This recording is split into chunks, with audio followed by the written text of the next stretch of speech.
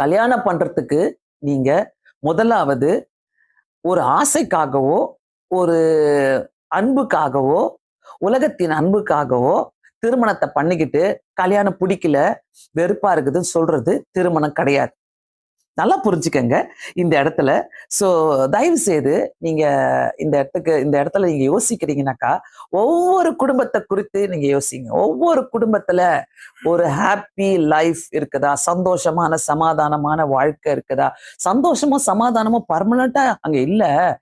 அப்பப்போ வரும் அப்படி சொன்னா கூட, அப்பப்போ குட்டி குட்டி சண்டைகள் வந்தா கூட திருப்பி அந்த சந்தோஷத்துக்குள்ள சமாதானத்துக்குள்ள நம்ம வந்துட விடுவது ஒரு கிறிஸ்தவர்களுக்கு அடையாளம், ஒரு விசுவாசிக்கு அடையாளம். சோ ஏசையா 32வது அதிகாரம் 18வது வசனத்தை நான் காட்டி கொடுக்க விரும்புகிறேன். ஏசையா 32:18. என் ஜன சமாதான தாபரங்களிலும் நிலையான வாசஸ்தலங்களிலும் அமைதியாய் தங்கும் இடங்களிலும் குடியிருக்கும். கர்த்தர் இதைதான் விரும்புறாரு. கர்த்தர் விரும்புகிறது என் ஜனம் சமாதான தாபரங்களிலும் நிலையான வாசஸ்தலங்களிலும் அமைதியாய் தங்கும் இடங்களிலும் குடியிருக்கும். சமாதான தாபரம், நிலையான வாசஸ்தலம், அமைதியாய் தங்கும் இடம், இந்த இடங்களில தங்கி இருக்கணும் என்று ஆண்டவர் விரும்புகிறது இதுதான்.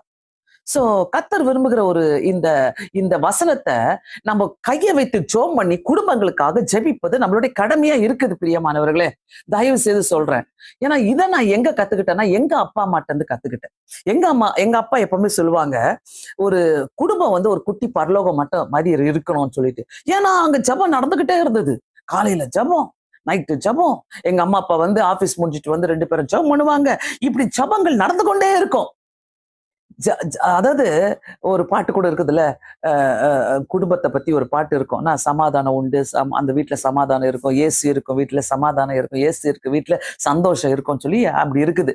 எந்தெந்த வீடுகளில ஒவ்வொரு நாளும் முதலாவது நம்பர் 1 பாயிண்ட் ஜபங்கள் இருக்குதோ அந்த குடும்பங்கள் சந்தோஷமாக இருக்கும். எவ்வளவு பிரச்சனைனா வரட்டங்க, ஒரு கை பார்த்துக்கலாம். எந்த பிரச்சனை, யாருக்கு பிரச்சனை வரல? ஜெபிக்கிறவங்களுக்கு பிரச்சனை வராது, நீ ஜெபம் பண்ற அதனால பிரச்சனை வராது நான் சொல்ல மாட்டேன். ஜெபிக்கிறவங்களுக்கு தான் நிறைய பிரச்சனை வரும். அதை பாடி போகக்கூடிய கிருபையை கர்த்தர் நமக்கு கொடுப்பார். சோ அதனால்தான் இங்க கர்த்தர் எழுதுற அருமையான ஒரு வசனம், சமாதான தாபரங்களிலே அமைதியாய் தங்கும் இடங்களிலே நிலையான வாசஸ்தலங்களிலே இந்த குடும்பங்கள் இருக்கும்னு ரொம்ப அழகாக சொல்றாரு. அந்த அதாவது கர்த்தர் விரும்புகிற ஒரு பீஸ்ஃபுல் ஜோன் இதுதான்.